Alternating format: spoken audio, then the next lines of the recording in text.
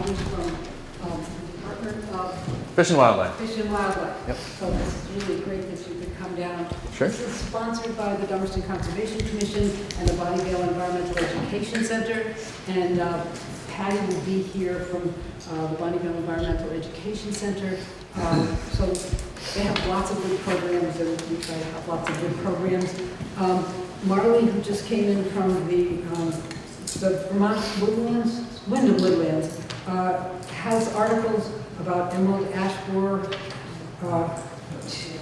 Right, it says here, they found it in Vermont? Is that Yeah, true? they did just yesterday. They found it yesterday? Well, I don't know if they found it yesterday, but they announced it yesterday.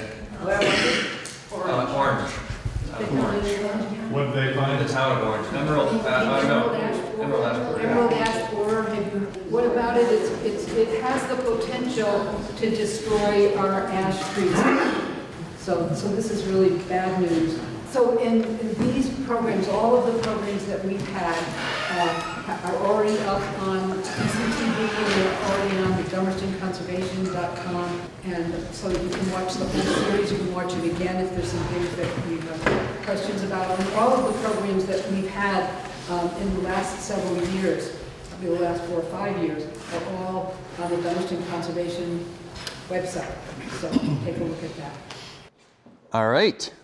Well, thank you guys all very much for showing up on this beautiful spring day in February, right? I heard on the radio recently people are saying February is the new March in Vermont, which is kind of sad to think about, but that's why we're all here to talk about that, right?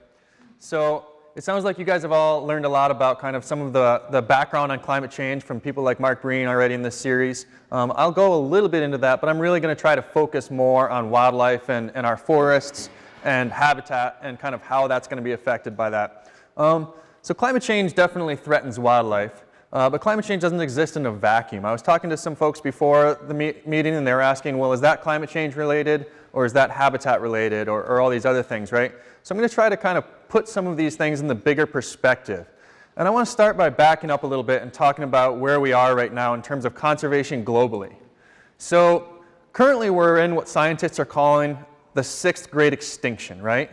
There have previously been 5 mass extinctions events in the history of life on Earth, right? One of them in the late Permian called the Great Dying, the one that killed the dinosaurs in the late Cretaceous period, and now we're in the 6th one of those right now, and it's generally caused by the impacts that humans are having on the Earth, right? We're losing species at a rate that's about 100 times greater than the background rate of loss of species previous to human impacts on the face of the Earth. So let's look at some species globally and see what that's doing. Well, there are a few good examples here, right? You've got green sea turtles who were really decimated for a while and have started to make a comeback globally, right? You're starting to see them recovering as a result of a lot of things, changes in fishing practices, no longer harvesting. Bald eagles, another big success story here in Vermont. We're getting very close to potentially delisting bald eagles as a state-listed species. We're getting to the number of nesting pairs that we wanted to see. It's been very successful. But those are a couple of the exceptions, right? One of the ones we're hearing about a lot in the news these days are pollinators, our bees, moths, and butterflies, and what's happening with them. So this is just some research out of the University of Vermont showing some of the counties nationwide that are going to have the greatest effect by loss of pollinators. Counties whose agriculture is most strongly dependent on these species. Pollinators are being lost, a combination of things, climate change being one of them, but in that case, a lot of times it's pesticides. So again, these things don't exist in a vacuum. It's oftentimes a combination. Another global one, all right, and this is really going to hit home one of my big messages today. You look at like the distribution of species. So some of our large charismatic species like lions, like African lions. So this map, you can see the historical distribution of lions, and then the present range is the dark orange. So they used to span globally through all of most of Africa and the Middle East, and now they exist in these tiny little patches of habitat, right? Asiatic rhinos, same thing. This is a photo I took in Royal Chitwan National Park in southern Nepal of an Asiatic rhino, right there, right on the border of India, right? And you can see, it's hard to see on the map, but there's only 6 or 7 little dots where these things still exist where once they existed much wider. And then one more global species, you look at elephants, right? Probably one of the largest and most charismatic species in the world, right? And again, you see they used to exist in most of sub-Saharan Africa, now just a few patches here and there, right? And that's kind of the trend that we're seeing with wildlife globally and here in Vermont, right? What's the reason for that? Well, by and large, it's because we're turning the surface of the earth from this into this, right? This is a shot that I took from a plane flying over South Texas. And Texas is not unique in this, right? These are all oil drilling, these little batches there, right? And you can see these little bits of forest there that are still left, very highly fragmented, right? Globally, and this is fascinating to me, globally if you took all of the people on the face of the earth and put them on one side of a scale, and all of the wild mammals, every single one of them, from the shrews up to the elephants, we would outweigh them by about 10 times. Human beings have about 10 times the biomass of every other wild mammal on earth, right? If you did it with our cattle, with our domestic animals, it would be about 25 times, right? So we have, by and large, covered the face of the earth, right? With people. We've impacted, of the 50 million square miles of ice-free territory in the world, humans have directly altered about 27 million of that. So a little more than half of the global face of the earth we've turned into fields or farms or houses, roads, buildings, everything like that. So when we talk about wildlife conservation, we're going to really go in, especially with a changing climate, we're really going to go into habitat and how important that is, the remaining pieces of habitat that we still have. So now let's zoom in a little bit on Vermont now that we've got that global perspective to see what's going on here, right? I mean, we have largely intact forests. You fly into any of the airports here and you can see more or less we've got an intact landscape of good habitat, right? But it wasn't necessarily always that way. So when explorers came to this region of North America, right, in the 16 and 1700s, they were doing so by and large searching for beaver. Felt hats were really important industry in Europe at the time in the but most of the fur bearers in Europe had actually been trapped to extinction or near extinction by the 1300s. 800 years ago they had lost them, right? There used to be about 200 million beaver in North America, and in Vermont, they're estimated densities of about 300 dams per square mile. So imagine what our landscape looked like prior to European arrival. It was basically forested wetlands, was what we had, right? This was back before there were any sort of trapping regulations or seasons, any of the things that are really important for conservation right now, bag limits, everything like that. And even here in Vermont, beaver were basically trapped to extinction by about 1700. So over 300 years ago, from overexploitation, we lost beaver in this landscape, right? So towards the end of that century, we had a great population boom. In 1760, before we became a state, there were less than 3,000 European settlers here. In 1790, it jumped up to 85,000, and then in 10 years later, it nearly doubled to 155,000 people in the state of Vermont. What were those people doing generally? Well, they were clearing the landscape, right? And you can see that when you graph the forest cover in the state of Vermont. So forest cover was definitely declining 16 and 1700s, and with that population boom in the 1800s came a pretty significant loss of forest cover, all the way down over the 1800s to about 35%. That was generally done for the sheep industry, right? I'm sure a lot of people have heard about how they cleared the forests in Vermont to make way for sheep because of a global boom in the wool market. We had a turning point, you can see here towards the end of the graph, in 2011. We've generally been gaining forests, more or less, a little blip down for a minute there, but we've generally been gaining forests until about 2011, at which point they think our forests have turned to cover and we're starting to lose forest cover statewide again. So as a result, during the 1800s, again, of overexploitation of wildlife, of these species, right? There were no bag limits. There was no Fish and Wildlife Board that were there setting these things in bag limits and seasons in a sustainable way. We lost a lot of our species, right? You had deer harvests like this, fish harvests, generally very overabundant, and these two things combined with our loss in forests led to the loss of species. So here we have the species lost at the time. I don't know if many people know, we lost deer, we lost turkey, moose, bear, otter, beaver, lynx, marten, Canada goose, peregrine falcon, bald eagle, osprey, Atlantic salmon, muskies, and then of course never to return, or thus far not to return, mountain lions, wolves, and passenger pigeons, right? The latter of which has gone extinct in the meantime. So all of these species were lost to the state of Vermont as a result of this. Now around 150 years ago, 151 to be exact, the beginnings of a conservation movement was born, right? We had the foundation of the basic outlines of what is today the Vermont Fish and Wildlife Department. And our mission has evolved a lot over time, but it's currently, and has been for some decades, to conserve the state's fish, wildlife, plants, and their habitats for the people of Vermont. And that's all of the species in the state, all of the birds, the mammals, the fish, the reptiles and amphibians, and then the 2,500 vascular plants and the 20,000 or more invertebrates. That's everything from winged loosestrife, right, which we just found in the state last year after not being seen for almost 50 years, close relative of the invasive purple loosestrife, and little brown bats, which we'll talk about in a little bit, as we all know are facing some real problems. So shortly after the formation of the Fish and Wildlife Department, one of the first things they started doing is reintroducing some of these species. In 1878, they brought in 17 white-tailed deer back to the state of Vermont and reintroduced them. In the 1920s and 30s, they started reintroducing beaver, really the architects of the landscape here in Vermont, right?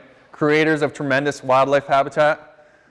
Between 1941 and 1948, our beaver population went from 400 to an estimated 8,000. So in about 7 years, beaver really repopulated the state of Vermont. And again, that probably changed the landscape tremendously, as one can imagine. 1956, we reintroduced resident population of Canada geese. In the 1960s, we brought in 125 fisher from Maine and reintroduced them. This is historical footage of us doing that. That was generally to control the porcupine population in the state of Vermont. They were becoming overabundant, causing problems with forestry. 1969 and 70 was wild turkeys were reintroduced. I think this is a fantastic photo, right? Very dramatic of the turkey dashing out of the cage. And then our most recent species reintroduction, the American marten. Can anybody see it here on the game camera? Right there, right? So we reintroduced these in 1989. It was a little over 100, I believe. And for a while, we weren't detecting them. We didn't think that the reintroduction had been successful. But over the last 10 or 15 years, we've started seeing them again. And one of our tasks now is to figure out, okay, are these the ones that we reintroduced? Or did they recolonize naturally from New York or Maine or Canada? So while we were reintroducing species over this period of time in the 20th century, our forests were starting to recover. So this is a photograph taken from the exact same vantage point about 100 years apart. So you can see the landscape really cleared there, right?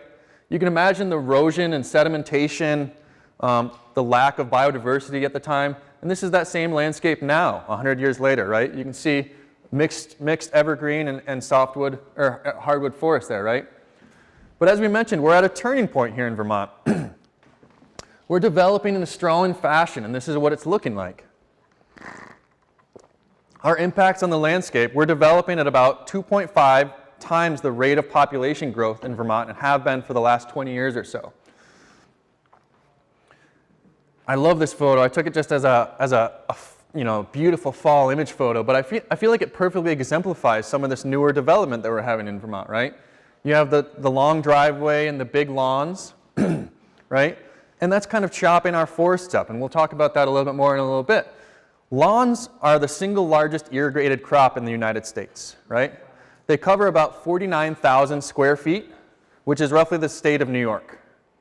So we've got about a New York-sized portion of our country that is just lawn, right? And lawns are green, but they are not habitat. They're not a place where wildlife can generally live, where biodiversity thrives, right? So I live kind of up near between Waterbury and Stowe. You can actually see this, my house on the map here. This is some satellite imagery over about 50 years. So this is what it looks like. So we've painted green some of the nice large forest blocks that are great for wildlife, right? And when we say forest blocks, that doesn't necessarily mean forest blocks that aren't actively managed, where you don't have uses like logging or sugaring and things like that. It's just more a matter of not lawn or pavement, right? You have forest blocks. So in 1962, this is what it looked like.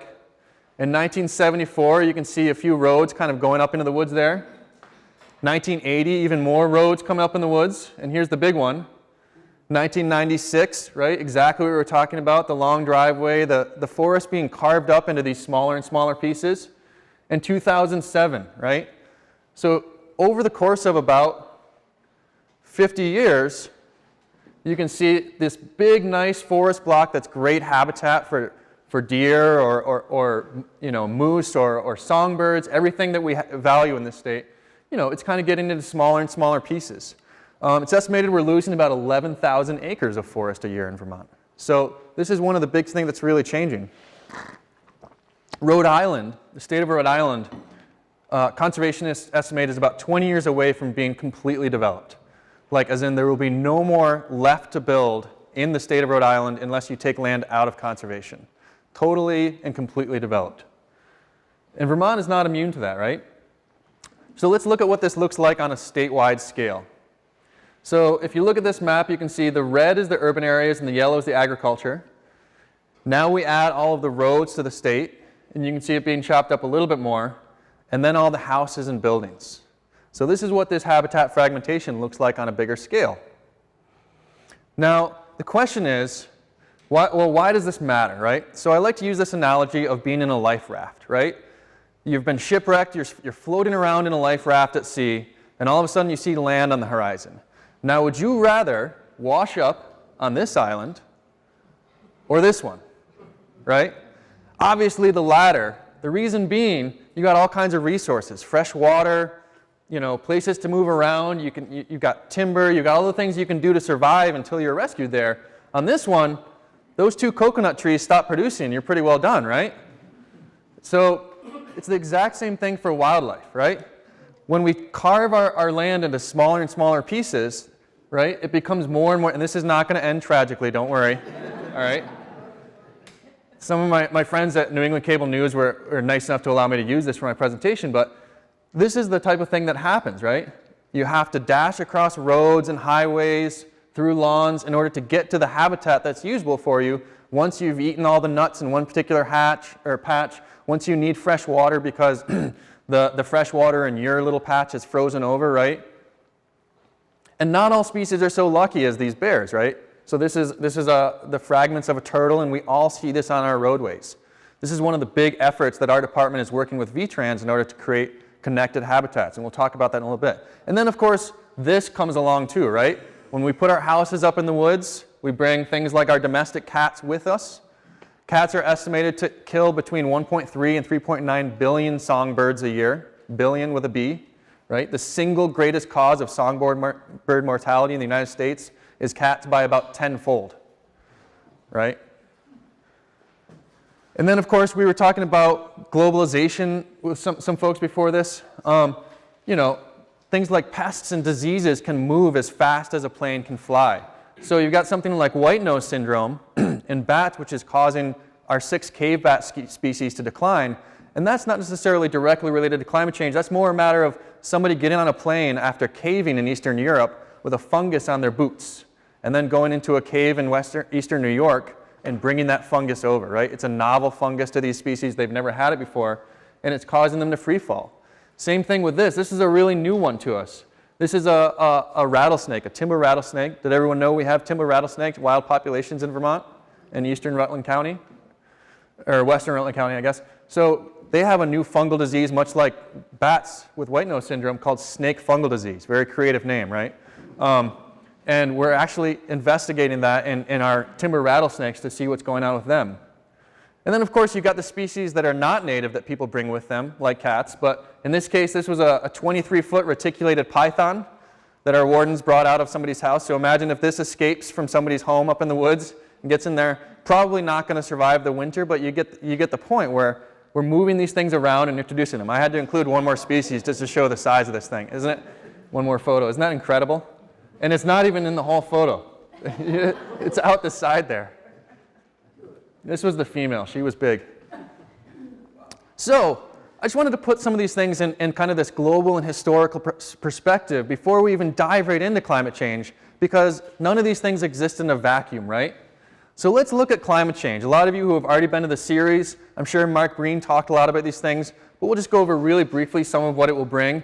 Increase in Vermont's annual precipitation, a lot of it coming in these really big, heavy rains all at once. Unpredictable weather patterns. This winter has been nothing if not unpredictable, right? Negative 25 one week, 40 above the next, right? Increase in intense storms. So it's not just that we're going to get more precipitation, we're going to get more of it all at once, all at the same time, right? These really intense storms. So if you look at the trends of extreme precipitation, these kind of orange and yellow and red areas are where Vermont is predicted to get the most extreme precipitation, where we're going to get these really intense precipitation events. Hurricane Irene really is kind of just to begin with that. Warming temperatures, obviously the phrase global warming, right? You do see an increase in temperatures, obviously not all the time. But one of the things to take note of is that the temperatures are warming more at the lower end. Our winters, as we can see today on this spring day in February, are warming a lot faster than our summers. And you would think, okay, that's probably okay. Like, winter is difficult for wildlife in Vermont, but it's that unpredictability that we'll talk about that makes things particularly difficult for Vermont's wildlife. Increases in number of days over 90 degrees Fahrenheit. I'm personally a cold weather person. I hate when it gets this hot. I'm sure a lot of my fellow Vermonters in this room are the same way, right? We're expected to get more days over 90 degrees. So here's Vermont on the lower emissions end. That's if we really get our act together. We'll get a handful of more days. Especially here in the Champlain Valley, we're expected to get in the range of 30 to 40 more days of 90 degree plus temperatures by the end of the century under the higher emissions. The higher emissions being basically what we're on right now. And then this is the scariest one of all. I hate this graph. I do. It drives me nuts. Because I live in Vermont because I want to be in Vermont, right? I don't want to be in Georgia. And this is the direction that things are headed. So again, the lower emission scenario, that's if we work together and get things done. They're predicting by the end of the century, our climate will be much more like Ohio or West Virginia. Under the higher emission scenario, right, that's if we don't get get things together, we're going to be much more like the Smoky Mountain region. Right? And that's really scary to me. That's going to change our forests tremendously. That's going to change our species tremendously, our composition of species. So let's look at moose, right? One of the kind of poster children, if you will, of climate change. So how did moose get to the predicament that they're in right now? In the pre-1800s, we had moose in this state, right? Mostly in the northern part of the state. We had some deer, but not a lot, not the numbers, anywhere near the numbers we have today. And then we had natural predators for all of them, right? So things like wolves, mountain lions, and then Native Americans. The 1800s came around, and as we talked about, some of those species were moved out or wiped out, including generally Native Americans, right? And the ungulates went with them. In 1878, we reintroduced the deer, and by the 1960s, they were severely overabundant. So we had probably twice the deer population in Vermont than we do now. Really not healthy for our habitat here to have that, and pretty unnatural for our state, right? A couple decades later, thanks to the work of people like the Fish and Wildlife Board and our biologists, we were able to get the deer much better managed, right? Much more stable and healthy herds. And around that time, we started seeing moose showing up. Within 20 years, again, as a result of no natural predators, we had an overabundance of moose, a severe overabundance of moose, right? So you have three things happening. Number one, you have this moose overabundance. Number two, you have more interaction with deer than have ever happened historically. And number three, climate change. You have warmer temperatures, right? The overabundance of moose, there were probably more moose in Vermont in the year 2005 than there has been since the last ice age, right? Very overabundant species. So how does that play out? Well, for one, they get increased diseases, right? Deer evolved alongside this nematode called brainworm. Moose did not. Now that deer and moose are living alongside each other, especially in the southern half of the state where our deer are much more overabundant currently, where our deer are much more abundant currently, we're seeing this problem in moose called brainworm. And sometimes it does this towards the very end where it causes the moose to spin in circles, become anemic, right? We don't have to keep watching that. But oftentimes it'll just show up on somebody's lawn, and you hear about these kind of celebrity moose sometimes, these moose that everybody talks about and goes to take a picture of, and sadly sometimes even walks up to and pets, right? Those are generally moose that have brainworm. And oftentimes moose that, because they're towards the end of their life when they're exhibiting those symptoms, our wardens end up having to euthanize. They can wander into people's yard or into the road. They do cause problems for themselves, and they are in the process of dying. But the big one on everybody's mind is this, these winter ticks, right? This is what we refer to as a ghost moose, right? A moose that has such a winter tick infestation that it has rubbed its fur off in order to rid itself of the pests, right? And this is what they look like when you zoom in on them. They can get so tight on the side of the moose that they look like kernels of corn on the side of an ear of corn, just one right next to each other. We do counts of these. We count sometimes between the 20 and 30,000 winter ticks on a single moose. In Maine and New Hampshire, where their moose were even more overabundant for longer than ours, they're seeing counts up to 60 or 100,000 winter ticks on a single moose, right? Now, how does climate change play into all of this? So here's the life cycle of these winter ticks. They spend their winter on the moose, right, growing into adults, hence the phrase winter tick, right? Most of their living stage is during, most of the time that they're alive and out of the egg is during the winter. But the key to it are these two periods, March and April, when the females are swollen and they disengage from the moose, drop down onto the ground, and go to lay their eggs. If they drop down onto bare ground, they're much more likely to survive. If they drop down onto snow, they die in large numbers. Climate change has made it such that obviously there's going to be a lot more bare ground in this period of time. You can see it outside here, but even in the Northeast Kingdom, they're starting to get more bare ground in April, right? Whoops.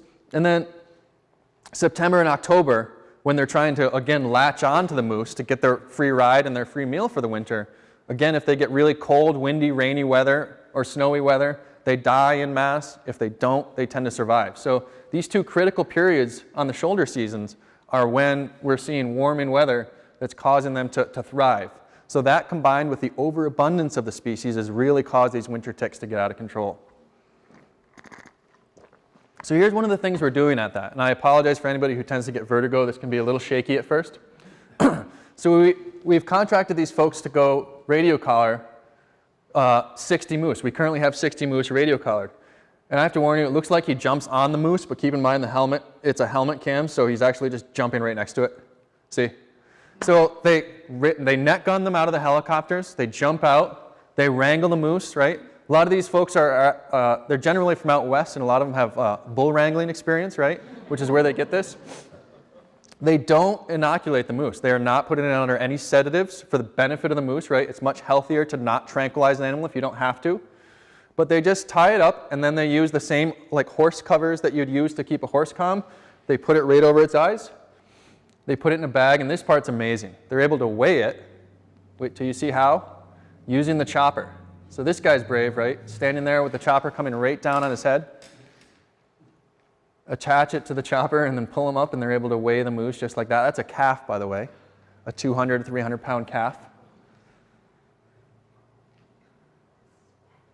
So kind of neat stuff. But what they're able to do with this is we're able to look at it and find out what are the causes of mortality, first of all. What is stressing these moose? So is it just the winter ticks, or is it things like predators? Is it things like lack of nutrition? And most of all, where are they moving? Where are they going? And what habitat do we need to really allow these moose to thrive? So this is almost in real time. It takes them about 10 to 12 minutes from the time they land the chopper to the time they take off again, when the moose is able to be collared and taken away. This video is a little longer than I remember it being when I practiced this. So just like that, they pull the things off, they shove the moose up, and it wanders away. And now we've got a collared moose in about 10 minutes. So we've got about 60 of these wandering around in the Northeast Kingdom right now, and we're trying to figure out what we can do to conserve moose. Now there's a quote by Aldo Leopold that I really like that talks about this type of thing, because we were talking about how overabundant moose were really destroying their habitat. So this idea that when he's talking about overabundant deer, he says, I have seen every edible tree defoliated to the height of a saddle horn, right? Such a mountain looks like as if someone had given God new pruning shears and forbidden him all other exercise. So this is what an overabundant moose population can look like. You can see this, and even these deciduous trees here, the striped maples and things like that, just get mowed down to nothing. Now imagine you're a songbird that has to nest in the lower canopy, or a deer that can't reach that 10, 12-foot height, and you're trying to get through the winter, all the other species that coexist with them. I took this photo last week, right? So there are still some places in Vermont where we're trying to see, are moose still overabundant? And that's really a question, despite the fact that they may be on decline statewide. Are there places where there are moose that are still overly dense? And again, this is another photo of one of our collared moose, one of the beds. One of the things that you can see here is that a lot of that's blood. So they're laying down, and because these winter ticks are just biting them, mowing them to death, they're actually just bleeding out right on the snow there, right? They lose so much blood that they become anemic, and that's one of the things that causes them to die, in addition to rubbing their fur off and becoming hypothermic. And this is the key to moose, right? So we're talking about how this all, climate change affects all of this. It doesn't exist in a vacuum. Habitat is so important to this too. And this could be really the key to whether or not we have moose in the state in the future. Moose need young forest. It's what they get their food out of, right? And you can see in 1997, we had much higher percentages of young forest in the state. By 2015, it's about a third of what it was in the Northeast Kingdom, only in less than 20 years there. In some places of the state, there's almost 0% young forests. So when we're looking about the future of moose in Vermont, it may very well be that moose are kind of a Northeast Kingdom species. Moose are, in general, a northern species. They're well adapted to northern climates, right? So we don't know exactly what the future will be, but we know that things like lower density, where they're not eating themselves out of house and home, and young forests are really going to be the key to their survival in this changing climate. Moose aren't the only ones that are going to need to be able to move around to find suitable habitat as the climate changes, right? One of the big things we're working on is this idea of habitat connectivity, right? As the climate is changing, wildlife are going to need to go where they need to be to find more suitable conditions. So we're working closely with VTrans on things like this, wildlife underpasses. So you can see that's a bobcat there on this video, or on this photo. This is one that we specifically created for wildlife. We worked with VTrans to create it, knowing that wildlife could pass under the road here, right? And you can see a sow bear and her two cubs running around here. I guess they're not cubs, they're probably yearlings. And then does anyone know what this is? A Canada lynx, exactly. Does anyone know where this was seen? In southern Vermont, right? All the way across the state from where we thought we had an established lynx population. That was in Searsburg, Vermont. So pretty incredible that wildlife are really using these underpasses to kind of get to where they need to be as they're migrating. Where's the underpass in the previous picture? That is in Searsburg on Route 9. The one before? Yeah, that's a good question. I don't remember where that one is. But where's the road? No, I don't remember. Yeah, does it look familiar? No. Oh. That's water. Yeah, so this is we attach it right under a bridge. Yeah, so the bridge would be, if you were standing right here, the bridge would be over your head. And so the wildlife are able to pass right there onto the bridge. Yep. So previously they would oftentimes build these bridges and just put the water right at the edge of it, right? You've got like a highway bridge and water on both sides. And we're trying to work with them to get a little bit of this land here so that something like a bear can just pass right under without feeling the need to swim under, right? Bears don't prefer to do that. And it's not just large mammals that are using these wildlife underpasses as they're trying to kind of move around in changing climate. So these are all salamanders. And this is 1 hour condensed, right, of salamanders. I think they estimated it was like 1,000. But in some of these places where wildlife are migrating seasonally, they can actually become a hazard on the road, even salamanders and frogs. There are places where VTrans say that the corpses of these create road slicks. There's so many of them, it becomes like ice. And there are people that talk about, well, is there any value in this? I mean, there are skeptics that don't really care that much about wildlife, but my argument has always been, okay, maybe you don't care about wildlife and nature, but a moose that passes under the road is a moose that does not come in through your windshield, right? So this is not just about wildlife, this is about human safety. This is a good investment for us just as much as it is for them. Mammals are not the only things, and reptiles are not the only things that are going to need to migrate to find suitable habitat in a changing climate, right? So you got fish that are also migrating. One of the big things with trout especially is they're a very cold water adapted species. And there is plenty of cold water in Vermont, and there will be a century from now, but the question is, can the fish get to it? So when you look at some of the declines in New England in the range of brook trout, which is our native trout species here in Vermont, you can see Vermont and the Adirondacks, to some degree, are kind of a stronghold for places where we haven't seen declines of these species. And that's largely because we've been able to keep our habitat intact, right? We're still largely forested as opposed to places like Connecticut. But they still need to get to where they need to be. They need to get to these cooler upper waters, right? So one of the big things we're really working on is this idea of aquatic organism passage. The idea that you create this natural stream bed. And this is a before and after shot of the same thing. They were going to do a highway project here, and we worked with them to create something that allows fish and other organisms to move up and downstream to find these cooler summer waters as we're getting those 90-degree plus days in the summertime, right? And then this is another problem with climate change. You know, you talk about how these impacts of these huge storms and what that has on our road system, but you look at what's right next to the road, right? The stream. Wildlife are well adapted to the normal cycle of flooding, right, that happens in streams.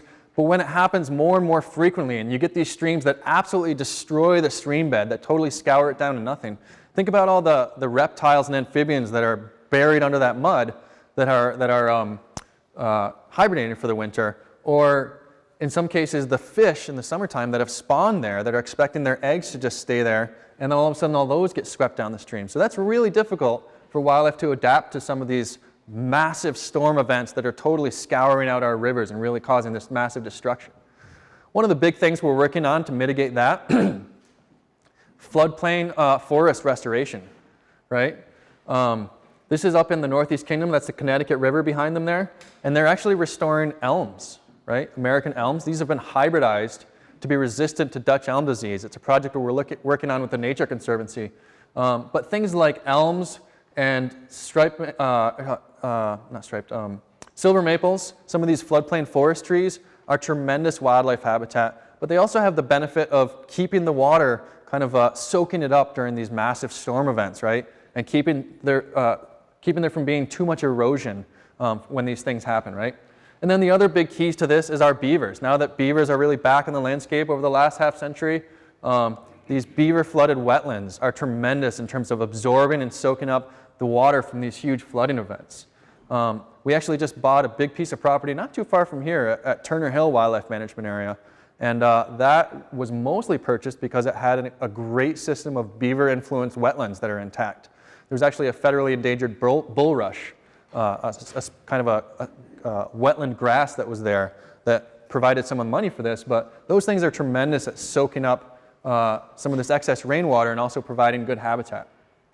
Invasive species, we're going to see more and more of this as it comes along, as we saw with the, our new forest passed yesterday. Somebody mentioned at the beginning that we have the emerald ash borer now, right? That is pretty directly related to climate change. It's related to some degree to, again, globalization, the movement of wood from one place to another and firewood. But a changing climate is really going to bring a lot of these forest pests in. This is along Route 100. I pass this every day, and I love this shot because this is the ultimate of what we don't want. You've got Japanese knotweed on the left, you got Phragmites on the right, and they're kind of in this head-to-head battle of which awful, nasty, invasive species is going to take over this plot of land. I kind of think of it every day as I pass. I think of like Godzilla and Megalodon, you know? And it's like, it doesn't matter who wins that fight. No one is going to come out better in the end, right? So we do a lot of invasive species management for this. Things like burning or pulling. That's water chestnut that we're pulling in one of the inlet bays in northern Lake Champlain. So really trying to manage some of these invasive species that are new to the state in these new climatic conditions. Loss of camouflage. This is a big one. So I bet if you're a snowshoe hare that's out there on a day like today, you're standing out like this guy does. They change more or less the same day of the year, whether there's snow on the ground or whether they're surrounded by brown. And climate change is happening so quickly for these things, they're not able to adapt that quickly. They can't change quickly enough to not be a white species in a brown landscape, right? There are researchers at universities where I went to grad school at University of Montana. One of my advisors was looking at this, trying to see snowshoe hares are a great prey base for a lot of other species. What's going to happen to them in a changing climate as they're sitting out there white? And they're not the only ones that are white in the winter. I mean, there are a lot of weasels and things like that that do change for the winter. So what's going to happen to them?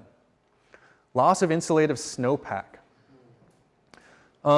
So if you're a small mammal and you've got a couple feet of snow, that's awesome for you, because it can be pretty close to 32 degrees down there at ground level, whereas at nighttime in Vermont, maybe it's -20, right? That's a 50-degree difference. It may not seem that warm to us to be at 32 degrees, but that's a tremendous difference for these things, right?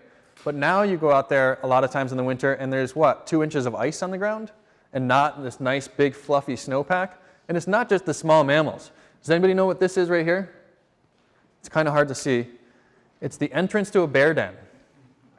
So I was just wandering in the woods and I ended up coming upon this, and it's a very obvious sign if you know what you're looking for. But you can see all the little frosted edges where the bear's been breathing, right? And it comes in and out. Snow is fantastic for hibernating bears, for overwintering bears. It basically kind of closes the door on their den, keeps the wind and the extreme cold temperatures out. Actually, our bear biologist, Forrest Hammond, says that he also thinks it actually helps them a lot with predation, like the sows that are in there, the females with the young cubs.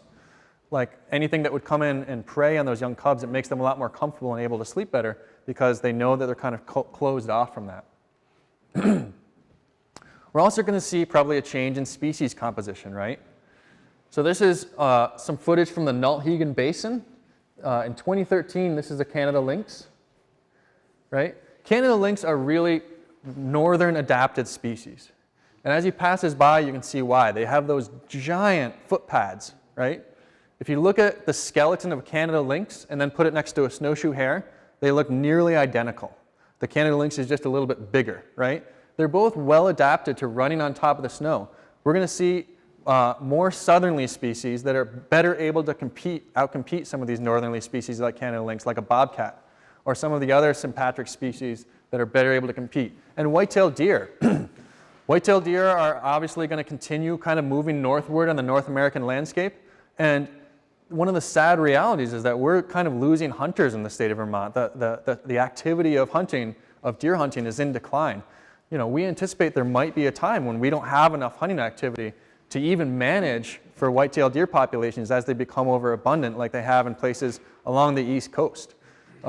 We in Vermont, thankfully, don't think of white-tailed deer as a conservation problem, but you ask a biologist in the mid-Atlantic states, and white-tailed deer are so severely overabundant that they have trouble keeping rare plants, they have trouble keeping nesting habitat for birds. I mean, it really is a problem. In Connecticut, because of Lyme disease, I saw a biologist giving a talk saying that they're really trying to get their deer populations down to about 20 per square mile, and they're currently in the high 40s.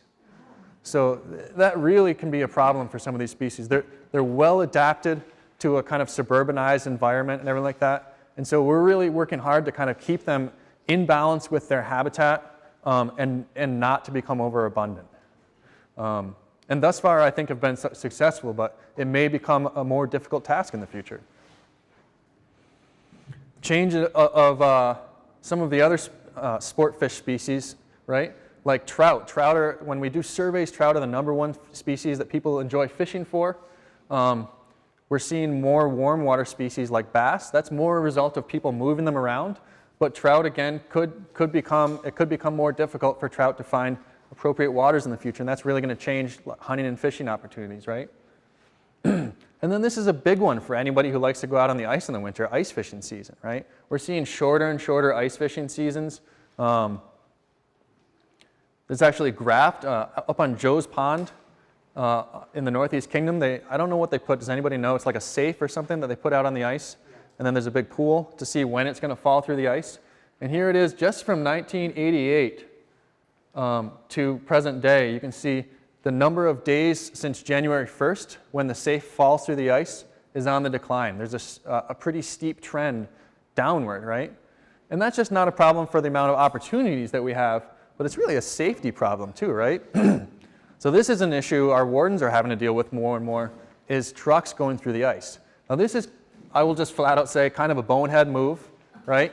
Don't drive a giant flatbed truck out on the ice, especially when it's like that. We never, I don't mean to proselytize, we never recommend anybody drives on the ice. We don't recommend it, we don't do it ourselves as much as possible. But there was a case that I heard about recently. One of our wardens said that he got a call that a truck had gone through the ice. And this is kind of really scary and sad. What had happened is the truck went through the ice. The ice basically acted like a giant plate, and the guy sunk down through, and then the ice just popped right back up and filled in the space, right? And so when they ended up pulling the guy out, he was just sitting right in the front seat of his truck, right? So it's things like that, that are really sad and kind of hit home that our climate is really changing, right? And this is happening pretty fast. Change in migration patterns. This could be difficult for species in a lot of different measures. You talk to duck hunters as to when the ducks are migrating through, and it can be all over the board. We did a bird walk for bird watchers at Dead Creek Wildlife Management Area last weekend, and we saw wood ducks on, February 24th in Vermont. That's the earliest we've ever seen wood ducks at Dead Creek, one of our big waterfowl areas. We saw bluebirds that were coming out of the nest boxes on February 24th, right? So these migration patterns are really changing, and we're seeing it fast. And that could be difficult because birds are all a little bit different. Some of them migrate based on day length. Some of them migrate more based on some of the weather patterns that we're seeing, and they're all a little bit different from that. But one of the problems could be you show up to nest and you expect things to be a certain way, and they've already come and gone. Like you're a species that is obligate insect eater, and the buds have already popped and the insects have already come and gone by the time you arrive and set up your nest. That could be really difficult for you. The impact of alternative energy, right? And this is where I start treading into difficult waters in Vermont. Not to weigh on any side of this debate, right? But it is something we have to take into account, right? Climate change is going to cause us to want to look for other sources of energy, one of them being things like wind and solar.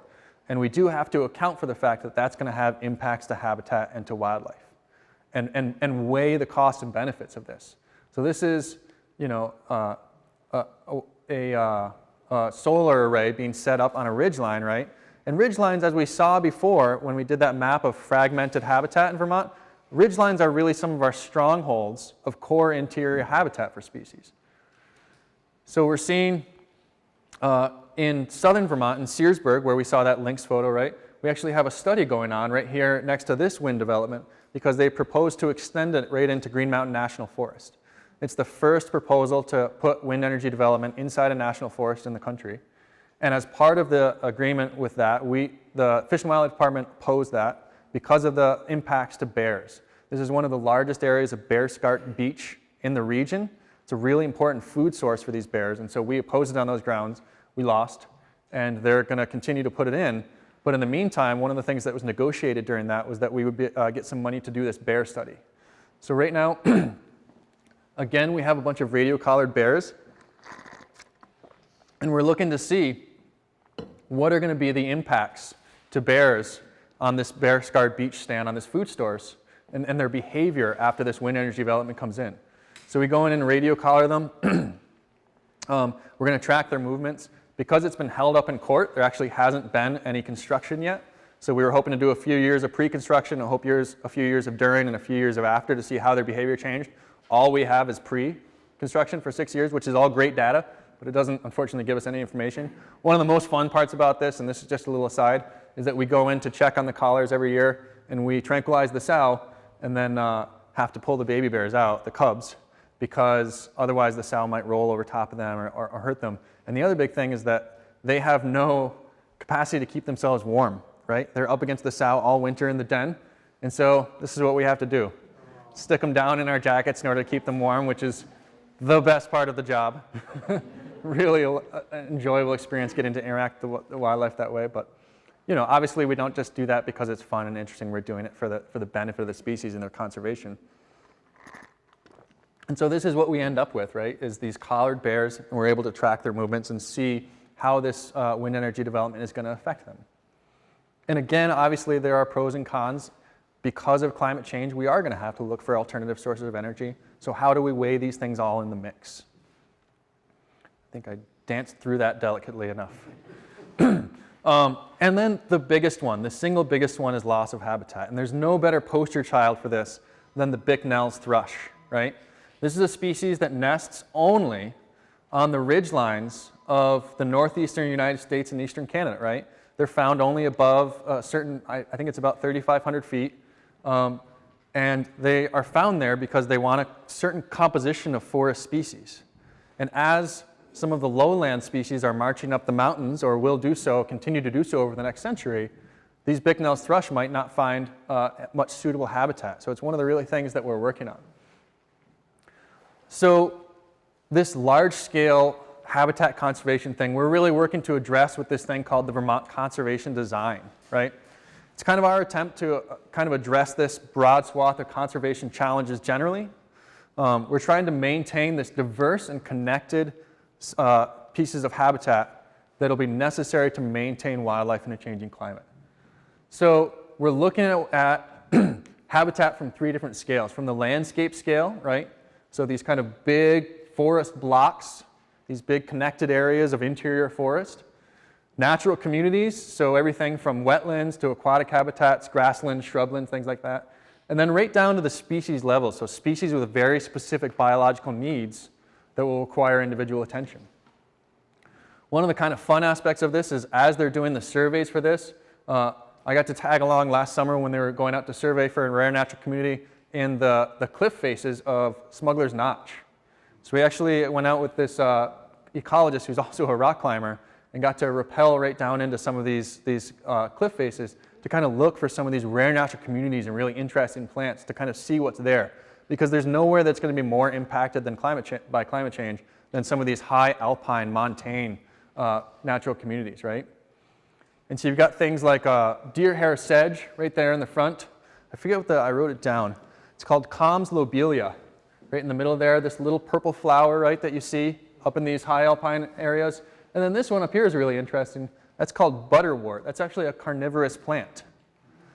An insect will land on that, and it's got little fine hairs on it, and that leaf just closes right up around the insect and uses that to get nitrogen. So really kind of very interesting and cool things that we have here.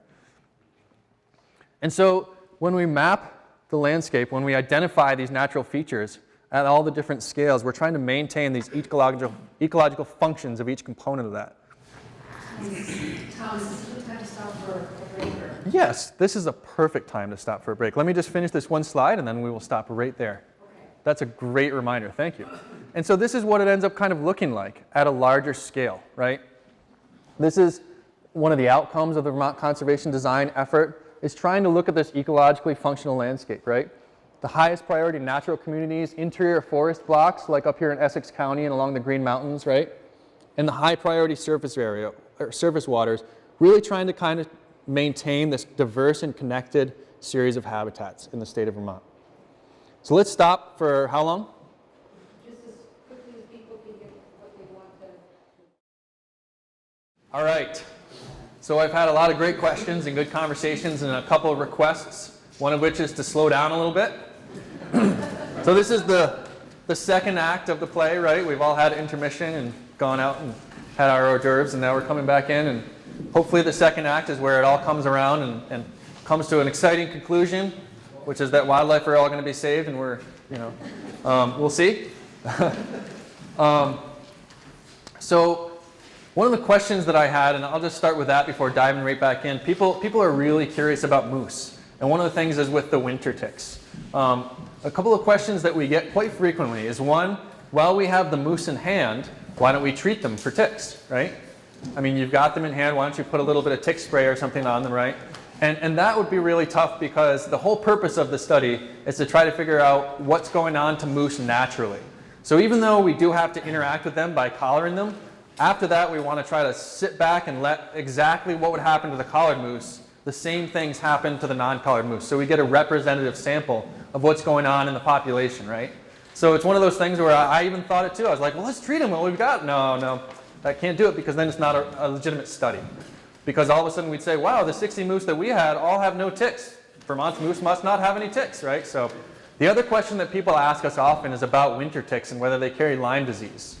And black-legged ticks, otherwise known as deer ticks, are a different species than winter ticks. They have a totally different host vector, life cycle. They're on a mouse or a deer. They have to infect the animal and then get infected back with the Lyme disease. I'm not an entomologist. I don't know it that well. But that's very different than winter ticks, which, as far as we know, seem to only be affecting moose in Vermont and seem to be only latching on to moose in terms of, you don't find them very much on deer. Deer did co-evolve with winter ticks as they did with other ticks. Remember, we said deer are the southerly species. And so deer are good groomers. They groom themselves constantly. Moose are what's called response groomers, meaning that they only groom themselves after they get an irritant, which is too late for winter ticks. Winter ticks have already latched on and gotten big, and so they didn't co-evolve with this species. They don't know what to do in their presence, right? So hopefully that clarifies things a little bit in terms of the winter ticks. And the last question, now I remember, that people said, well, how about a massive spraying campaign or treatment campaign? Go out and treat all the ticks. And again, that's a question we get all the time. The problem is we've got about 1,800 moose in the state of Vermont, right? Most of the tick treatments that you put on a dog or a cat, you have to put on monthly. We had a dog for a long time. Every month on the calendar, it's whatever, Solar Guard or whatever it's called. I forget the name of it. We wouldn't be able to round up 1,800 moose every month and treat them. And the other thing is, all of those veterinary products are very species specific. So something that you put on a dog might kill a cat, and vice versa, right? So no one has ever gone out and developed a veterinary product specifically for moose. Maybe you could put something that worked on a horse or a cow, or maybe you couldn't. Maybe they're just different enough that it's toxic to that animal. So it's a really tough question. One of the biggest things that we know that we can do for a lot of these parasite interactions, parasite-host interactions, is you need to keep host density down, right? Above a certain density, we find that the winter ticks become epizootic, meaning that they start killing the moose left and right. Maine and New Hampshire have done this study ahead of us. They're a couple years ahead of us. They've found, and we're going to get into the numbers here, and I apologize, they found that at about 1.3 moose per square mile or higher, moose start having tremendous difficulty with winter ticks. At 0.7 moose per square mile or lower, moose have barely any problems with winter ticks. And we find that our moose in this region of the state, the few that there are, we don't see winter ticks on them, right? It's just they don't have the density enough to have these explosions of ticks. And so the question for the future is, what is the density of moose in the state of Vermont that makes the moose healthy? We could have maybe 3,000 or 5,000 moose if we managed for a certain way, but they would be miserable. They would be dying, it would be terrible for them, and then they might crash. Or we could have, I don't know the numbers and don't quote me on this, but maybe we could have 1,200 or 1,500 moose, and they're going to be healthier, they're going to be happier, it's going to be a better animal, right? And just let me finish with one quick thing and then I'll answer your question. Right now in the Northeast Kingdom where we're doing this study, remember we said 1.3 at the higher end, 0.7 at the lower? We're at 1.05. We'd like to be at about 1. So right in that middle there right now. So we're looking to reassess what is a healthy density for moose in the state of Vermont. So it's a really complicated issue. And I know that sometimes, if we decide that we do need to lower the density, it's going to be a really difficult PR thing for us. I'll just say that, We got this moose this animal with a conservation problem and we're hunting it. What the heck, right? But it doesn't change the fact that it may be the right thing to do for the moose. So yeah, what's your question? My question was simply, do they have any natural predators? In Vermont right now, they generally do not. Yeah. So the question is, if wolves started to recolonize, that would bring in a whole new set of dynamics that we would then have to work on and think about and manage for. And that may happen in the coming decades. Concord, they note that the small wolf they have there is also carried in the blood of our eastern coyotes. Moose are too big for that. Oh, really? Yeah. Interesting. I haven't heard that. They prefer. Yeah. Huh. So yeah, those are great questions. So I'll round it out here and then I'll take a few more questions. So I just want to finish with a few things. One is just to talk about this idea. So we've got the conservation design, right? Now, what we're doing with this is we're creating high priority areas for conservation and connected areas so that as species need to move in a changing landscape, they're able to do so. But one of our single biggest priority in the Vermont Fish and Wildlife Department, and I would say this is true with our partners too, the Nature Conservancy, Audubon, and a lot of the sporting groups too, the biggest priority for wildlife conservation is habitat conservation. This is what it all comes down to. Species are going to be where that species habitat is, and species are not going to be where that species habitat is not, right? This is a big conservation effort we're working on in the Northeast Kingdom. We just bought our first piece of land for this. It's just in the other direction from where this photograph is facing, but we're looking to buy this whole landscape and conserve it along the Clyde River. Incredible area, right? We've got these wildlife management areas, about 135,000 acres all over the state of Vermont. This is Johnson Farm up in the Northeast Kingdom, right along the Connecticut. Tremendous wetlands. And sometimes our wildlife management areas look a little bit more like this, right? We've got grassland birds that we're managing for, so sometimes it's farm fields for some of these grassland birds and some of these forest edges. Other times it's a little bit more natural like this. This is, what the heck is this one? Fairleigh Marsh Wildlife Management Area, right? These are going to be essential places of refuge for wildlife, right? And again, that doesn't mean non-interaction. I don't mean that in refuge. I mean places to be, even if that means that there are bird watchers out there, there are people sustainably harvesting them, things like that, but they still need that place to be. They still need that place to go to. And then this one is Sandbar Wildlife Management Area, right on the causeway there as you're going into the to the islands. This was the first piece of habitat purchased specifically for wildlife in the eastern United States, about 80 years ago in Vermont, right? Sandbar Wildlife Refuge was our first WMA and one of the first habitat conservation efforts east of the United States. So what can we all do about this? Well, there's the obvious, right? Reduce your carbon footprint. That's number one. That's what we're working on kind of at a grander scale, and that's probably outside of the realm of the Fish and Wildlife Department, but it's still something we all need to do, right? Promote wildlife habitat on your land. If you're a landowner, it doesn't matter if you've got half an acre or 100 acres or 1,000. Promote wildlife habitat on your land. If you're concerned about wildlife in a changing climate, this is what you need to do. Even things right down to pollinator habitat, right? One of the reasons we're seeing pollinator declines for some of them is pesticides, but for others it's frankly just loss of habitat. Things like monarch butterflies that migrate down to Mexico, right? They need stoppage points along the way where they can not only feed, but they reproduce. This is kind of an interesting factoid I just found out. The monarch butterfly that leaves, eastern Canada or New England is not the one that arrives at the end of the migration. It's 3 or 4 generations later, right? So they need these places along the way with good habitat that they can reproduce. Unfortunately, all those places are giant monocultures rather than having the nice weeds and things like that. Yeah? Just so that people know, in April we have somebody coming specifically to talk here about promoting wildlife habitat on your land, and then we're going to be working with Beak through the spring and ongoing about encouraging pollinators and pollinator habitat. So perfect. Watch for those. I think that the promoting wildlife habitat on your land is going to be April 10th. Do you know who by any chance? Up top here? Somebody from the state. Okay. That was my next slide. We can help. We are here for you.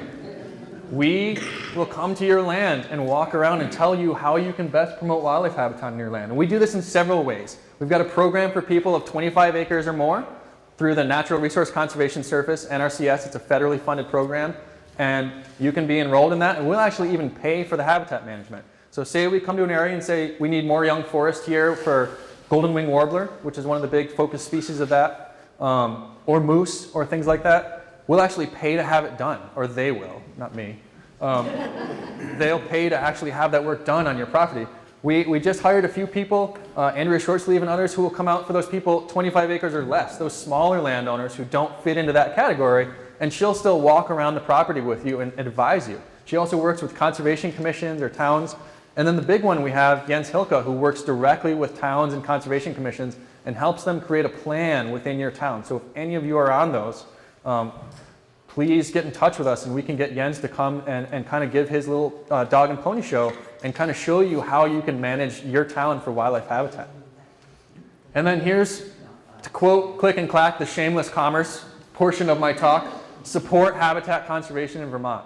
Now we have something we're really proud of. It's relatively new.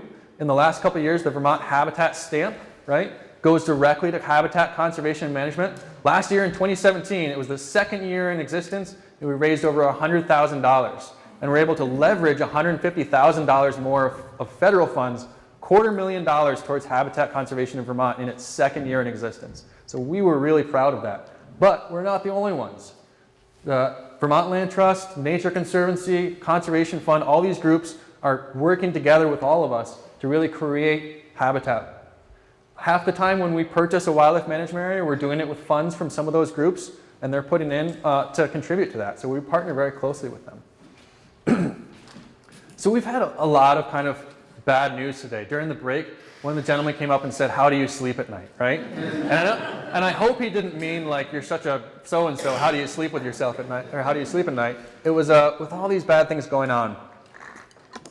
So I just want to finish with hopefully some inspiration for why these things matter, why we care about them, right? Because these things are incredible. What are we fighting for? These wild things in wild places are unbelievable, right? And they are worth fighting for. They are worth saving.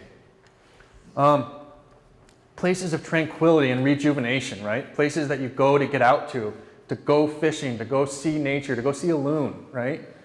They remind us of a wilder time, right? When the landscape wasn't quite so tame, when there really were things out there that you had to stay on your toes for, right? Like our rattlesnakes. I mean, they really are just this kind of core of wildness that we maybe have lost in our state a little bit. You know, and they're places where we can renew our connection to nature. We can pass that on to the next generation, right? Some of these things have been quietly going about their business, pretty much unchanged since the time of the dinosaurs, right? They're just out there and they're doing their thing. Places where we finally get to slow down, look around, pick our heads up from our phones, move at the speed of a paddle. We can really marvel at the diversity, right? This is a white-throated sparrow. There are roughly 24 species of sparrows in Vermont, 24 species of wood warblers, right? Birders love these things. They're all a little different. Their song is all a little different. Does anyone know the song of this one? Oh my Canada, Canada, Canada, right? You guys hear that one a lot? There are places where we get to kind of slow down and have some absolute silence, right? Just stand there for a minute and watch the snowfall. Be in the outdoors, be among this wildlife. You know, we really marvel at their size, at their grandeur, at their beauty. We're really struck in awe of them, right? These are just incredible, extraordinary places in the wild, right? And in the end, they remind us that we're not alone on the planet, right? That there are other things out there that are worth fighting for. And I'll finish with kind of my inspiration for all this. And a quote from one of my favorite authors, Wendell Berry. "True conservationist knows that the world is not given by his ancestors, but borrowed by his children." So, questions? Yeah? Just this morning in the Brown Bar paper, there was a story about how the beach are really sort of taking over along with the birch. Yeah. And then maybe some of the species that aren't doing well when they cold up. So, like the slide where you have the plantings going on of elm and silver maple, do you expect those to be able to do well with warming, or do you know? Yeah, so the elm, I think I mentioned this in the talk, they are specifically bred against, in that case, it's much more of a Dutch elm disease. And they've been hybridized to be resistant to Dutch elm disease. And so that one might take 30 or 40 years before they're mature, before we see how well they're doing. Forests are definitely going to change and the composition will change. No one's exactly sure how or how exactly or what that's going to be. I don't know specifically. Beech are found to the south of us. They're found through the mid-Atlantic states, so I can imagine they'll probably do just fine in those cases. But two of the main floodplain forests, well, three really, are elm, silver maple, and then box elder is one of the really big ones that you see along floodplain forests. And a lot of those can be really knotty and provide, like, knotty as in not misbehaving, but as in knots, and provide great habitat for things like wood ducks. So does that answer your question? Sorry. Yeah, probably. The examples of beach are getting more and more prevalent. It's sort of taking over and shouldering out some of the other species. I would guess that's a little bit more of a selection thing from deer. Yeah, so they're one of the least preferred species of deer, as opposed to something like a maple, which is much more preferred. So, yeah. Well, two things. There's a really good book called Resilient Forests that Forest Parks Recreation wrote that you can get free, I think, from the state. that they goes through each species and how it's going to react to climate change and how to keep, again, you know, by keeping overall habitat is by how we're keeping the best forest for all of our species. But it's, Sure. I think it's pretty interesting. But what I really wanted to ask about was down here we have a lot of coyotes, and there's, you know, just such a range of views as to whether they're good for wildlife Sure. or whether we should extirpate them, or, you know, how that's a new species, but how is that fitting into the overall management? That's a great question. So coyotes, as you mentioned, are relatively new to the state. They've showed up in the 1940s. Did so more or less as a result of a giant gap in the predator composition. So there weren't catamounts, there weren't wolves, there weren't really many of some of the other predators that are there, bobcat and things like that, or even bears in very large numbers. In terms of their effects, I mean, they have basically taken on the role of a carnivore species that's driving prey populations to some degree, driving their behavior and driving their numbers, but not to the degree that some people that vilify coyotes would say. So while we do know that there's predation on things like deer calves, you know, it's not really something that's going to depress deer numbers.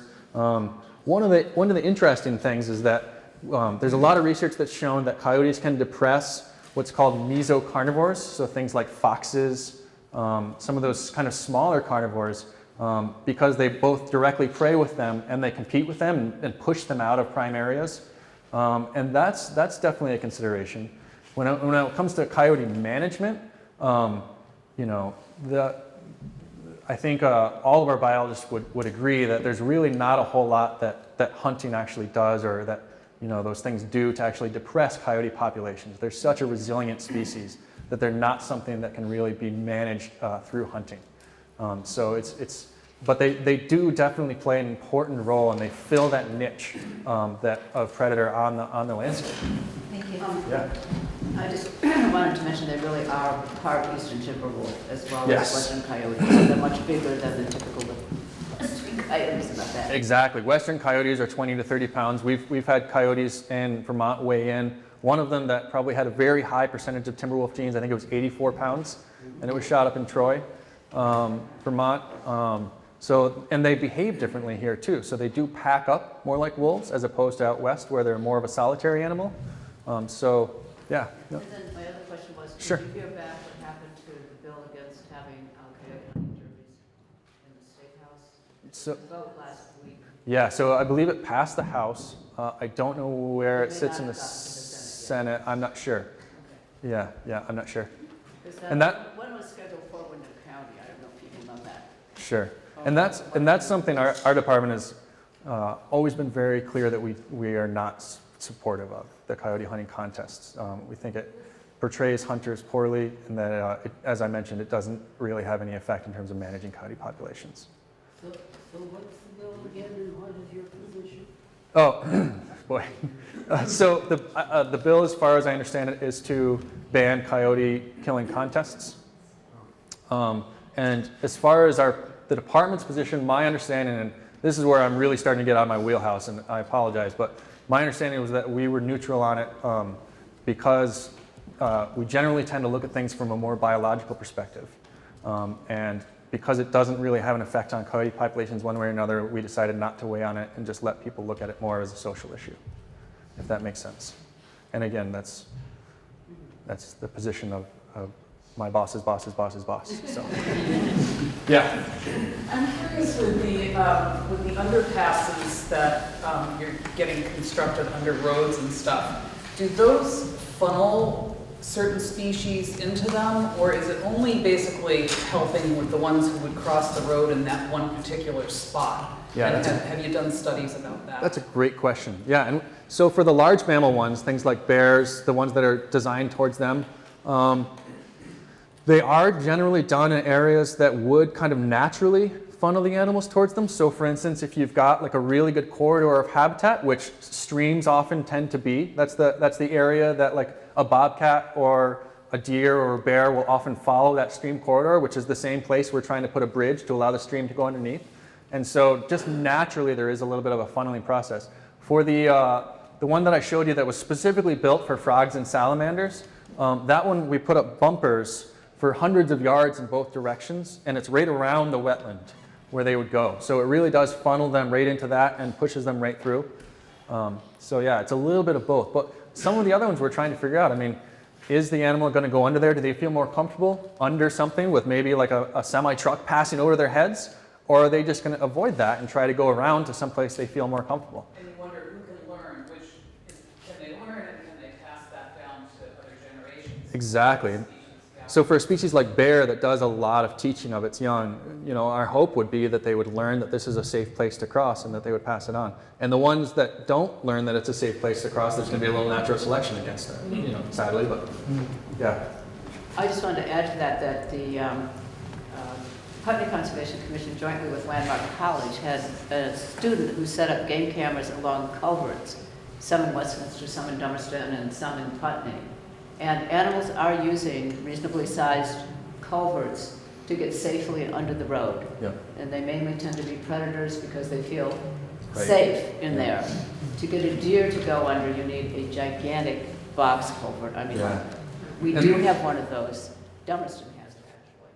And the substrate's really important for deer. They don't want to walk on certain surfaces. So they've found that if they create like a cement one, which is odd because the road is cement, right, or concrete, or they don't like walking on certain substrates, and so they've had some failures with them. I remember my advisor at University of Montana, I was working with the transportation officials to design these and test different ones, and that was one of the problems with deer. They don't like walking on certain things.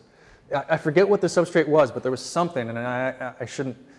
Don't take my word for this. I just remember this off the top of my head. I graduated 10 years ago. So, but it was something that they really didn't like walking on, and it made that one a particular failure for deer. Deer were the target issue on that one, so it's tough. Yeah. I believe that the country Bolivia has put into its conservation, into its constitution, that animals have rights. And I was wondering if there's some kind of policy that we could adopt in this country. Sure. Right. Emphasize that. Yeah, I don't know about, I haven't heard of one about Bolivia. I remember Ecuador did one. Yeah, and I think my understanding of it was I studied abroad in Ecuador during college, and I remember it was shortly after that, and so we looked at it a little bit in our classes, and it was the intrinsic value of nature and the intrinsic value of wildlife, and that these things had values beyond just human utilization. So I'm not sure exactly how much of that was on, you know, like from an animal rights perspective, so much as it was the right of nature to exist, to not be destroyed. You know, that's a good question, and that's you know, that's a tough ethical question. You know, I would say that when it comes to that perspective, it's something that the whole agency is very much strongly, you know, in favor of it. You know, there are definitely sticky issues around animal rights, though, and the utilization of species, and, you know, people come at it from all different perspectives, and I think we really appreciate those different perspectives, and, you know, do our best to listen to everybody and hope that they're heard, so, yeah. Sorry, you had a question right there, and then I'll get back to you. Oh, you were asking about what might keep deer out because of the substrate. Yeah. And I had an experience in Connecticut with a perennial garden and lots of deer, a few dozen coming through nearby, and had nylon chicken fencing. And it slouched. And lo and behold, if we put this out flat, 4 to 6 feet of chicken fencing, the deer didn't want to get Oh, really? because they'd get stuck in So you didn't even have to have a fence, you just had something they didn't want to walk across? We just had to do a perimeter of this instead of keeping it vertical. That's fascinating. I've heard that some species like cows, cattle, have such poor depth perspective that people can actually draw a fence around them and they can't figure out that it's not, and so they're just looking at it. They'll stay in, but yeah.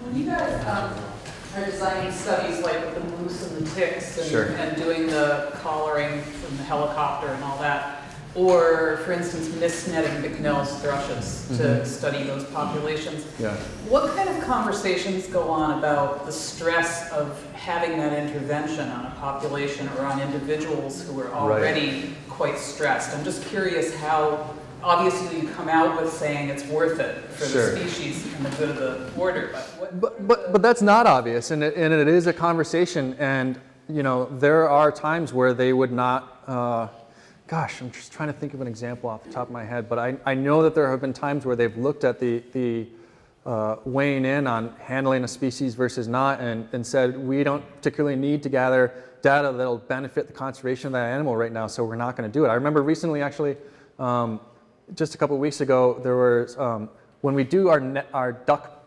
what are they called? Wood duck boxes. We put all these wood duck boxes out for them to nest in. And when we do those checks, a lot of times we find saw-whet owls are nesting inside of those. And somebody said, well, you've got them right there in hand. Why don't we grab them and we'll band them and we'll take a look at what's going on with saw-whet owls.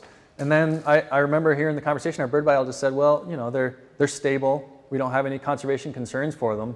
Unless there's any reason anyone can think of to gather data on that species, let's just not do it. And so those are definitely concerns.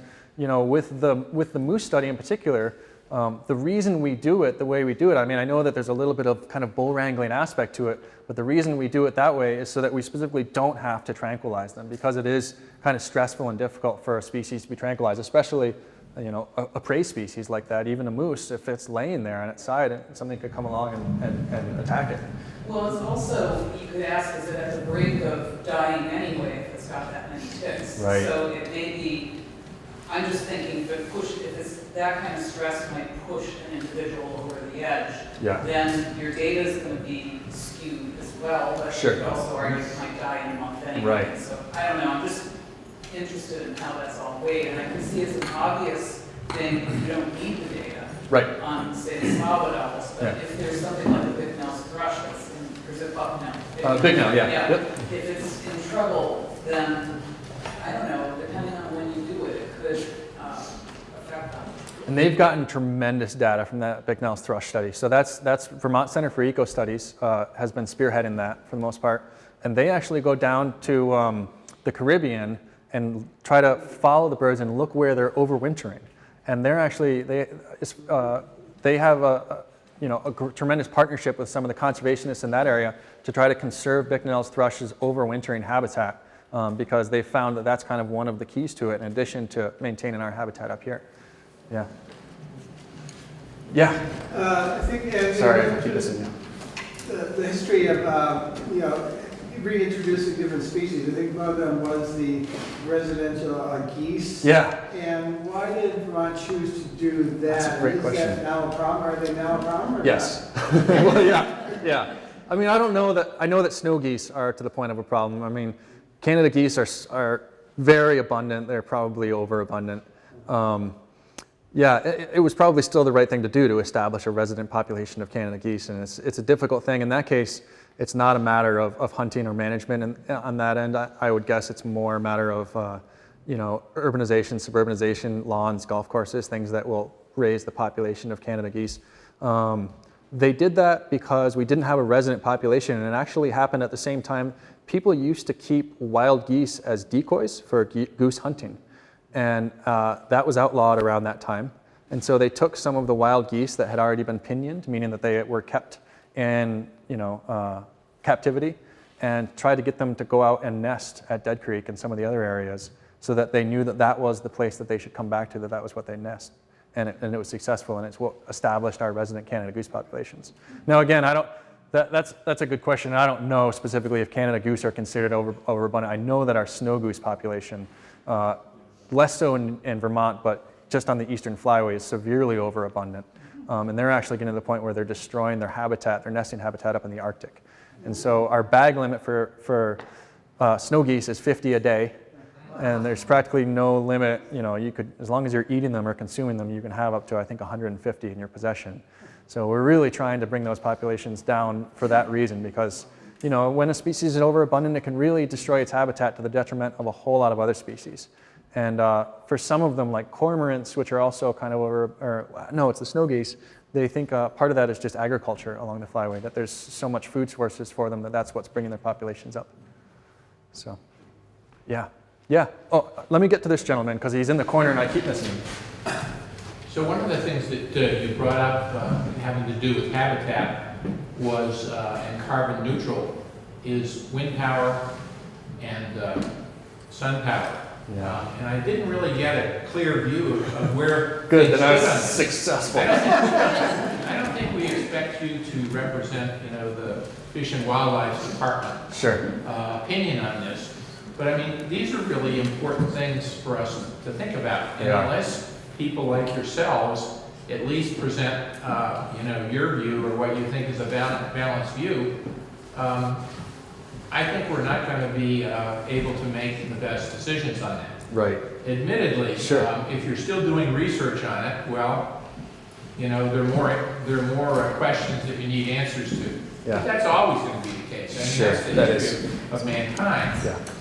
But I think it would be just as a suggestion to maybe flesh stuff out a little bit more so that you inform an audience like this in terms of what your thoughts are, Yeah. because this is a hot topic It right is. now, and it's an important one. So yeah, absolutely, and I'm happy to talk about it for sure. The reason, I guess, obviously there's the fact that I'm here as a representative of my department, and so I don't want to be like, oh, down with wind power, or put them everywhere, or, like my own personal opinion. But that's only part of the reason. The other part of the reason is that there's not one definite way with it, and it's a really tough, tricky issue, not just because of the politics of it, but because of looking at it from a wildlife perspective. It's kind of one of those darned if you do, darned if you don't questions when it comes to biodiversity and habitat and wildlife, because without sources of alternative energy, wildlife, as we just spent the last 90 minutes talking about, are going to have a really tough go of it. But we do have to keep and be mindful of the fact that those ridge lines or those, some of those places where we're developing are really important habitat for wildlife. And so I think we, as an agency, really look at all of these, it's why we have this permitting process. Because to some degree, we need to say, this is an appropriate place for it, and this is not an appropriate place for it.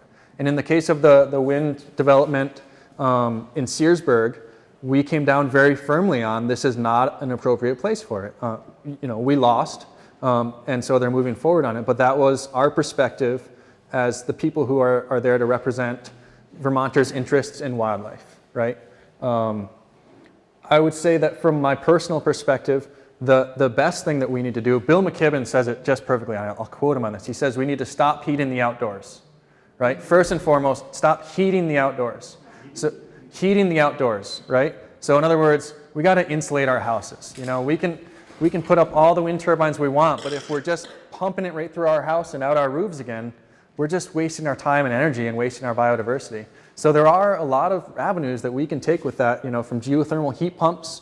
A buddy of mine in Waterbury has a geothermal heat pump in his house. It pumps heat right up into his house, and he's able to heat his entire house from it. So there are ways of doing it that can minimize impacts to wildlife and biodiversity and to our communities. And those obviously need to be explored first. So I think those are good points. So my point I would go Sure. back to is, Yeah. I'm not sure you're fleshing this out. Okay. You're just saying, well, it's important habitat for bears. Sure. What is it about this? I mean, Yeah. that's the part I see what that you're I saying. think So in the case of the is lacking or missing. Yeah. That's the stuff that I think would be potentially convincing. So there's a few things. One, for the bears, it's because that particular area, not because of the elevation or anything like that, it's one of the largest stands of bear-scarred beech trees. Bear-scarred as in areas where bears have historically moved up and down the tree, and we can tell it because they create scars when they do that. But beech nuts are a tremendously important food source for bears. Very high in fat content, really important as they're going into their dens in the winter. And so if they're putting those turbines in and it basically just pushes the bears out, pushes them away, that could really be a problem, which is why in this case we opposed it specifically for bears. In the case of the Bicknell's thrush, that's really, as I saw on that map, that's the only habitat they have. That's the only place they winter. They're not going to winter somewhere else. So if we put turbines on that ridgeline, they're probably not going to winter there. Yeah. And then the other big one is American marten, which is that species we talked about that are being reintroduced. They're really a core habitat species. They don't like to be near fragmentation. They like to be as far away from people and kind of on these upper ridge lines, right in the center of those intact forests. And again, that's some of the places that they're looking at those. So that's why it really is an individual case-by-case thing. Yes? So you've been talking about wind towers and that sort of thing. Right? How did we get into wind towers? But no, it's a good question. I'm sorry. No. What I'm concerned about is if you leave, you get down on Route 30, Sure. and you drive to Manchester, right?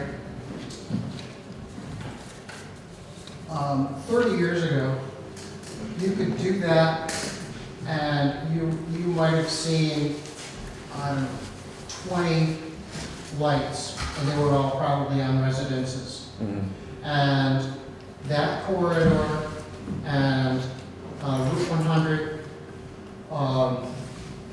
there's so much light